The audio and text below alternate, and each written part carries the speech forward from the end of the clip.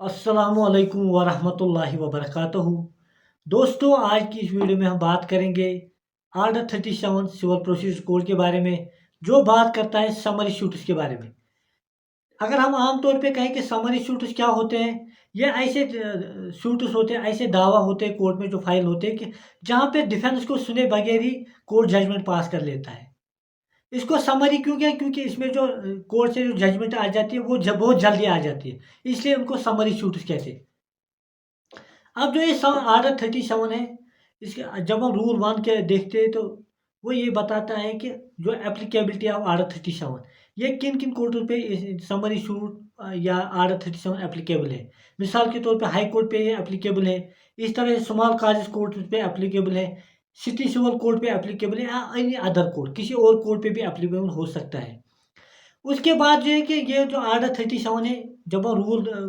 1 देखते हैं, उसका सब क्लास 2 देखते हैं, तो वो बात करें किन क्लासेस ऑफ केसेस में हम समरी शूट फाइल कर सकते हैं। यही कहता है कि अगर आप प्रॉमिसरी नोट के रिगार्डिंग केस होगा, शूट आप फाइल कर सकते हो एज पर आर्डर 37। इससे चेक बाउंस का केस हो सकता है, उसको भी आप आर्डर 37 रूल 1 के मुताबिक समरी शूट फाइल कर सकते हो उसके बारे में। इस तरह से बिल ऑफ एक्सचेंज हो, इस पर भी आप फाइल कर सकते हो।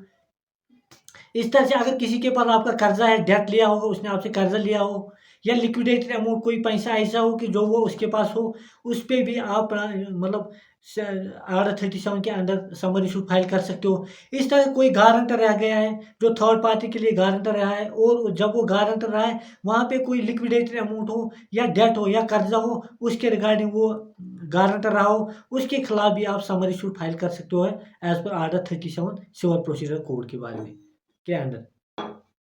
इसके बाद जो मेन क्वेश्चन आ जाता है कि लिमिटेशन पीरियड, आप कब तक, अगर किसी ने चेक दिया हो और वो बाउंस हो चुका हो, काज ऑफ एक्शन जब अराइज होगा, उसके बाद विद इन 3 ईयर्स आपको उसके खिलाफ समरी शूट या आर्डर 37 के अंडर आप केस उसके खिलाफ फाइल कर सकते हो। लिमिटेशन पीरियड 3 ईयर्स है, और ये मतलब कंपलसरी, इसका बहुत ज़्यादा मैंडेटरी है, इसका ख्याल रखना पड़ता है। उसके अलावा ये है कि ज्यूरिडिक्शन है, कहाँ-कहाँ पे आप समरी शूट फाइल कर सकते हो। पहली बात है कि जहाँ पे डिफेंडर रहता होगा, वहाँ पे भी आप समरी शूट फाइल कर सकते हो। जहाँ पे डिफेंडेंट का प्लेस ऑफ बिज़नेस हो, जहाँ पे वो काम करता हो, वहाँ पे भी आप ये समरी शूट फाइल कर सकते हो। या जहाँ पे काज़ ऑफ एक्शन अराइज़ हुआ हो, वहाँ पे भी आप समरी शूट फाइल कर सकते हो as per order 37 civil procedure code. उसके बाद जो बात आ जाती है, वो है कि जो कोर्ट से आप अगर जब हम पिक्यूनियरी ज्यूरिडिक्शन देखते हैं, हाई कोर्ट की अलग है, डिस्ट्रिक्ट कोर्ट की अलग है, आप उसके मुताबिक भी समरी शूट, अगर आपके पास ज़्यादा पैसे के शूट होगा, फिर हाई कोर्ट में जा सकता है या डिस्ट्रिक्ट कोर्ट। आमतौर पे हम डिस्ट्रिक्ट कोर्ट में ये समरी शूट फाइल कर लेते हैं। उसके बाद जो आर्डर 37 है, उसका रूल 2 जो है, वो बात करता है कि वो कौन-कौन सी कंडीशंस है, किस तरह से आप एक समरी शूट फाइल कर सकते हो। जब एक प्लान्ट फाइल कर लेता है कोर्ट में, समरी शूट फाइल कर लेता है, आर्डर रूल 3 वो ये कहता है कि जो ही उसने ये फाइल किया होगा, उसके बाद उसको समन इश्यू करने हैं किसके खिलाफ, डिफेंडेंट के खिलाफ, और उस समन के साथ उसको एनक्लोज करना है, उसके साथ रखना है, क्या-क्या रखना है, प्लान्ट की कॉपी रखनी है, और एनेक्जर्स जितने भी होंगे वो भी, ये भी कंपल्सरी है, एनेक्जर्स रखना ये भी कंपल्सरी है। किसके साथ? जो आप प्लान्ट की copy by way of summons किसको भेज रहे हो? डिफेंडेंट को। जब डिफेंडेंट के पास ये समन्स पहुँच जाएँगी, उसके पास ये है कि उसको लीव मतलब जिसे उसको हम कहते हैं एंटरिंग हिज अफेयर, उसको अपनी अपीयरेंस दिखानी होगी। जब वो कोर्ट के पास विथिन 10 डेज़ उसको कोर्ट के सामने पेश होना होगा, जब उसके पास समन्स पहुँच जाएँगे, और वहाँ पे वो अपीयरेंस के बारे में एप्लीकेशन एक देगा, और वो एप्लीकेशन में ये भी रखेगा कि मतलब मिसाल के तौर पर अगर आप मेरे खिलाफ समन्स फॉर जजमेंट की नोटिस भेजोगे, वो किस एड्रेस पे भेजोगे, वो भी लिखना है, और उसकी कॉपी उसको या तो प्लीडर को, अगर by way of pleader plaintiff ने शूट फाइल किया हो, अगर प्लेंटिफ ने खुद शूट फाइल किया हो, फिर उसको एक कॉपी देनी है, किसकी? एंटरिंग ऑफ अपीयरेंस की कॉपी देनी है, जो उस पे जो लिखा होगा कि नोटिस आप किस नाम पे भेजोगे और किस एड्रेस पे भेजोगे। उसके बाद जो समरी शूट है, वो बात करता है जो ही जब प्लेंटिफ को हाज़िर होगा, जब उसने अपीयरेंस अपनी दिखाई कोर्ट के सामने, उसके बाद जो डिफेंडेंट होगा उसके पास क्या रहता है, डिफेंडेंट काम ये करेगा कि उसके बाद वो समन्स फॉर जजमेंट भेजेगा। किसके खिलाफ? प्लेंटिफ डिफेंडेंट के खिलाफ। और जब ये समन्स फॉर जजमेंट किसको प्लेंटिफ डिफेंडेंट तक पहुँच जाएँगे, उसको यहाँ पे भी विथिन 10 डेज़ उसके खिलाफ क्या लीव टू डिफेंड की एप्लीकेशन देनी होगी, बाय वे ऑफ एफिडेविट होगा, और उसमें वो अपने वो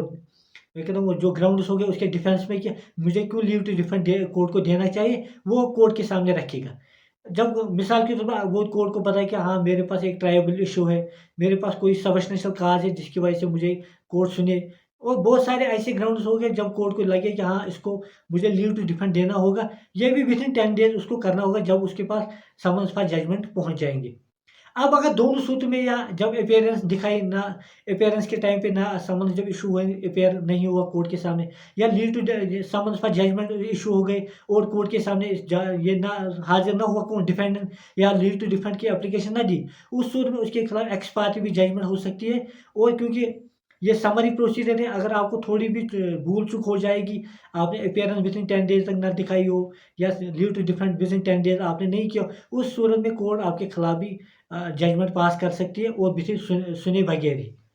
उसके बाद यह है कि जब ये समन्स फॉर जजमेंट होंगे, जब आप कोर्ट को लगे कि ट्राइबल काज है या कुछ लगे, या तो वो आपको अनकंडीशनल लीव टू डिफेंड देगा, कहेगा हाँ इसको लीव टू डिफेंड के लिए एप्लीकेशन दिए, उसको एक्सेप्ट किया जाता है तो ये, और फिर वो ऑर्डिनरी शूट की तरह चलेगा, या उसको कंडीशनल लीव टू डिफेंड देगा, उस पर कोई कंडीशन हो या कि आप पहले पैसे जमा कर लो, वैसे भी हो सकता है। उसके बाद आ जाता है कि